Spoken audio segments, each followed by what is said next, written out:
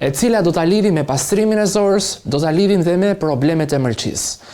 Pra, se si ka mundësi një erëz që të bëjë të mundur detoksifikimin e zorëve dhe se si një erëz të ketë nivele të larta pothuajse vitaminën K1. Atëherë do thoni ju për çfarë unë po flas. Po e mbajmë edhe pak sekret. Kjo vitaminë që unë do të përmend që quhet vitamina K1 bën aq shumë procese të rëndësishme në trupin e njeriut sa që rregullon kolesterolin e keq, rregullon enët e gjakut, pastron enët e gjakut, rregullon stresin oksidativ dhe redukton radikalet e lira në qelizë. Madje K1 nga bakteret e mira të zorës trash konvertohet në K2. Por tani, merrni një silolaps, merrni dhe një letër, më dëgjoni dhe me kujdes. Sepse do të flasim për përfitimet mjekësore të mrekullueshme të një erëze që ju e keni në tryezën tuaj. Bëhet fjalë se si kjo erëz detoksifikon mëlçin, detoksifikon dhe enët e gjakut, pastron dhe zorën e trash. Nëse keni fryrje, nëse keni problematika me dhjamosjen e mëlçisë dhe me problematika ose problematika të zorës trash, kjo erëz e cila përdoret në kombinime të ndryshme është e shëndetshme. Madje kjo erëz që unë u përmenda ka dhe fuqi detoksifikuese. Do thoni ju për çfarë bëhet fjalë.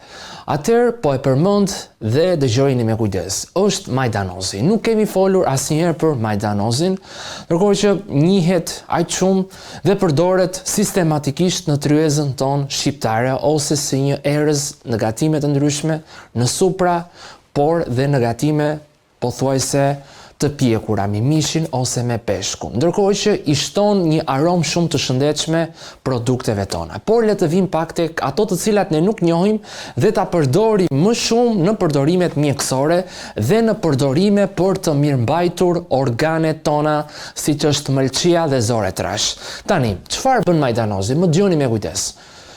Unë përmenda që pastron mëlçin. Pastron mëlçin, pra rigjeneron mëlçin, është sekreti për të pastruar mëlçin dhe ndërkohë që përmban vitaminën K1. Për çfarë shërben vitamina K1? K1 zakonisht quhet vitamina fitonadion. Fitonadioni është një vitaminë aq shumë e rëndësishme sa që bën të mundur nxit prodhimin e deri diku të proteinave të cilat koagulojnë gjakun, protrombinën si dhe pjesën e fibrinogjenit. Pra K1 që ndodhet tek majdanozi është një vitaminë aq shumë e rëndësishme sa që nga bakteret e mira të zorës trash, siç janë Bifidobacterium sacularis dhe Bifidobacterium infantis, konvertohet në vitaminë K2.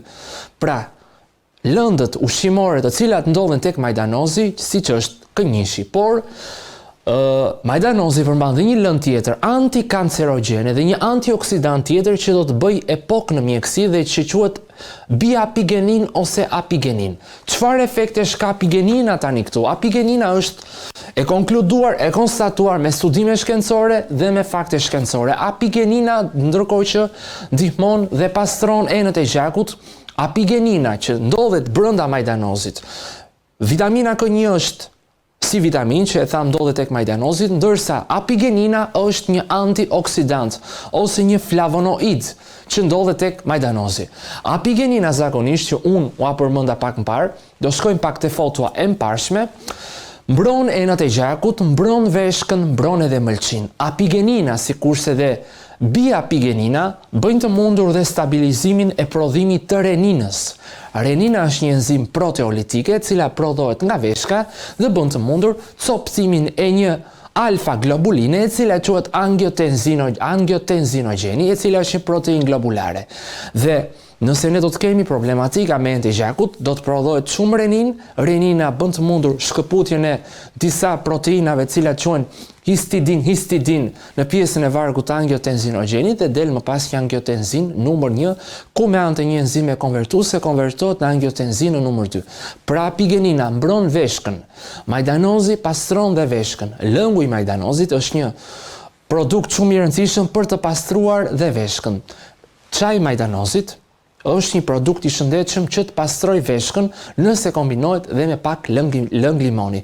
Por cilët janë antioksidantët e tjerë që pastrojnë veshkën, por që ndodhen tek pjesa e majdanozit? Atëherë, janë disa antioksidantë të cilat quhen kvarcetin, fisetinat, apigeninat, dimetilapigeninat, metoksiflavonoidët, si dhe një antioksidant tjetër që unë e kam përmendur në shumë raste dhe që quhet imperatorin. Imperatorinat pastrojnë papastërti të cilat kanë ngelur në piramidat renale, të cilat zakonisht këto quhen nefrone të vogla. Këtu është vendi ku filtrohet urina, ku filtrohet ureja, ku konvertohet amoniaku në pjesën e ures dhe më pas del me anë të pjelonit dhe del drejt strukturës së ureterit. Veshka është një organ tepër i vaskularizuar dhe veshkat bëjnë dhe prodhimin e një hormoni, ndonse nuk mund ta quaj hormon, mund ta quaj një proteinë të rëndësishme, e cila quhet prostaglandin. Hormoni është eritropoetina. Pra, apigenina që ndodhet tek majdanozi pastron veshkën. Dhe nëse ne duam që të mbajmë veshkën të shëndetshme, mund ta përdorim dhe si çaj mjekësor majdanozin. Majdanozi është diuretik i fuqishëm. Majdanozi, duke qenë se është diuretik i fuqishëm, bën të mundur dhe uljen e tensionit arterial, sepse ndihmon glomerulat arterial, ndihmon podocitet, membranën bazale dhe disa qeliza, të cilat quhen qelizat mezengiale ose mezengiumin renal.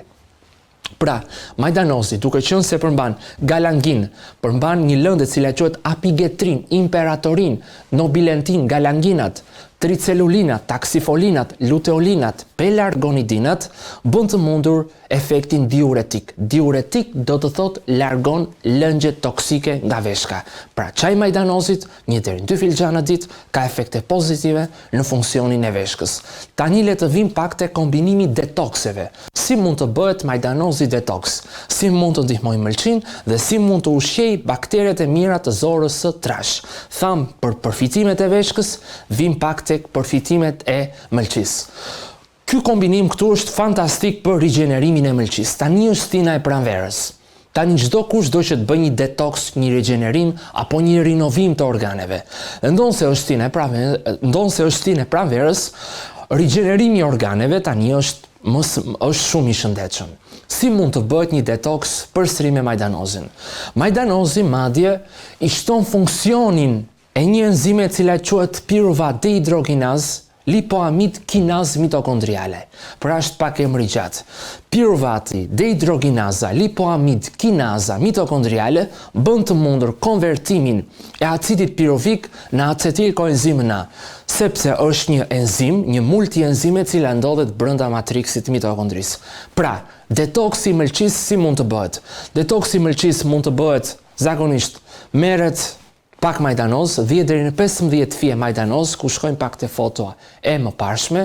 Pra, detoksi i mëlçisë, rinovimi i mëlçisë, pastrimi i mëlçisë mund të bëhet duke marrë 10 deri në 15 fije majdanozi, gjysmë molle jeshile, 1 selino dhe mund të bëhet e shtrydhur në ujë dhe mund të përftohet lëngu i saj, pra në një blender ose në një shtrydhse. Pra këto janë komponentët. Si fillim 10 deri në 15 fije majdanoz, gjysmë molle jeshile, që duhet të jenë produkte organike, jo me pesticide, pra moll, majdanoz, selino dhe pak mund ta themi moll jeshile që unë mua përmenda. Ja ku jemi dhe përsëri, pra mund të bëhet në shtrydhse. Këtu kemi majdanozin, që majdanozi ka apigeninën, apigenina mbron dhe trurin përkundrejt sëmundjeve neurodegenerative, Parkinsonit ose inflamacionit neurologjik. Madje brenda këtu kemi mund t'i përfshim dhe argjinaren. Argjinaret kanë hiperozit ksantonët, kanë trimetil, kanë disa lëndë të cilat quhen trimetileptanet, hiperozit ksantonët, tetrahidroantrazen glikozidët, pra kanë disa flavonoid argjinaret. Një detoks tjetër për mëlçin. Majdanozi, kastraveci, argjinarja dhe ujë. Në fillim kishim detoksin që ua përmenda me mollën, që ua përmenda me majdanozin dhe që ua përmenda me selinon, ndërsa këtu kemi majdanoz, kastravec, argjinare dhe ujë. Të gjitha këto bëhen në blender dhe mund përdoret 1 herë deri në 2 herë në ditë. Është e mira që të përdoret dhe esëll. Dhe kryesisht produktet përpara se të përgatiten, është e mira që të vendosen pak në ujë të ngrohtë, në sodë buke, në unthull molle, për t'i hequr ndonjë pesticid të mundshëm. Unë dua të përmend edhe pak këtu. Nëse ju mund të shtoni, nëse ju dëshironi, mund të shtoni dhe avokadon.